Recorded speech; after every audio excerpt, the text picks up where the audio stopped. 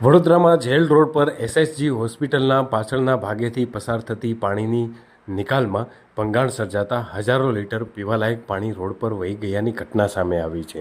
આ ઘટનાની જાણ થતાં જ સ્થાનિક કાઉન્સિલર સ્થળ પર દોડી આવ્યા હતા અને બળાપો ઠાલવતા કહ્યું હતું કે પાણી પુરવઠા વિભાગના કર્મચારીઓ ખાડે ગયા છે।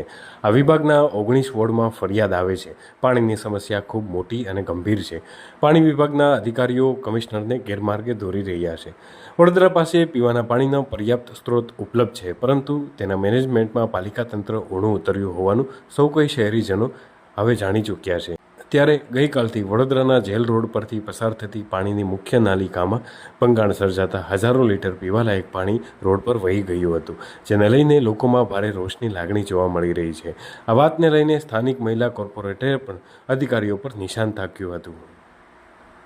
જેલ ટાંકીની સામે નર્મદા બોર્ડની સામે છેલ્લા 6 મહિનામાં ચોથી વખત લાઇનમાં ભંગાણ થયું છે ને આ ઝોનમાંથી આખું નાગરવાડા, સલાડવાડા વિસ્તાર, દાંડિયા બજાર વિસ્તાર 5 થી 6 ઝોનમાં પાણી જતું હોય અને દરેક ઝોનમાં આવી રીતે ભંગાણ થયા પછી લાખો લીટર ગેલન પાણી ગટરમાં જતું રહે।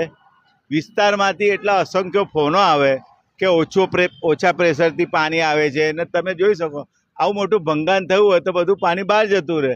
પહેલાંથી પાણી ઓછું મળે છે, અમુક જગ્યા પાણી મળતું હોય, કારું પાણી મળે છે, ગંદુ પાણી હોય છે, પીળા કલરનું પાણી આવતું હોય છે અને જ્યારે જે ચોખ્ખું આવતું હોય તે આવી પરિસ્થિતિ ઊભી થાય ને 3 દિવસથી મોટું ભંગાણ થયું હોય ને કોઈ પણ અધિકારી, સત્તાધારી પક્ષવાળા હોય કે અધિકારી હોય, કોઈ પણ રિપેરિંગ કરવાનું નહીં આવતું। એના લીધે કેટલું બધું પાણી લોકોને પીવા ના મળે, લોકો પાણી માટે વળખા મારતા હોય ને આવી રીતે ગટરમાં જતું હોય। તમે ગઈકાલે સામાન્ય સભામાં જોયું હશે, ભાજપના કેટલા કાઉન્સિલરો કહેતા હતા અમારા વિસ્તારમાં પાણી નથી આવતું ને એક બેન તો રડી પડ્યા છેલ્લે કે અમારા વિસ્તારના બહેનોને પાણી નથી મળતું ને અમે વારંવાર સભામાં એ જ રજૂઆત કરતા હતા। કાલે તમે જોઈ શકો કે અમારા વિસ્તારમાં પાણી ઓછું મળે છે, અમુક જગ્યાએ ગંદુ મળે છે ને આવું 3 દિવસથી મોટી લાઇનમાં ભંગાણ હોય ને લાખો લોકોને આ ટાંકીમાંથી વિતરણ થતું હોય ને અડધો અડધ પાણી તો બહાર જતું રહે, તો લોકોને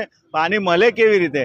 અમારી એવી માગણી છે કે વહેલી તકે જે કંઈ 3 દિવસથી ભંગાણ છે એને રિપેર કરવામાં આવે અને ફરી આવું ભંગાણ ના પડે ને લોકોને પૂરતા પ્રેશરથી ને ચોખ્ખું ને સારું પાણી મળવું જોઈએ એવું અમારી માગણી।